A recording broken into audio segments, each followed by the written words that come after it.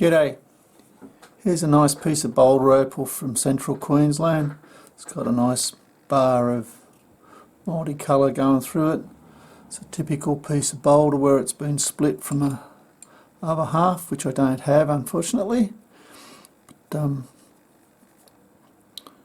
couple of stones in here perhaps, one here.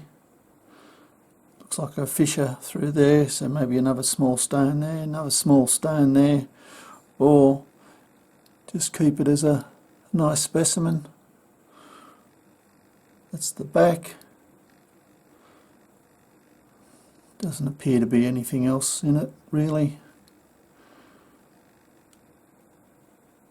Make a nice pendant perhaps. Anyway, hope you've enjoyed. Cheers.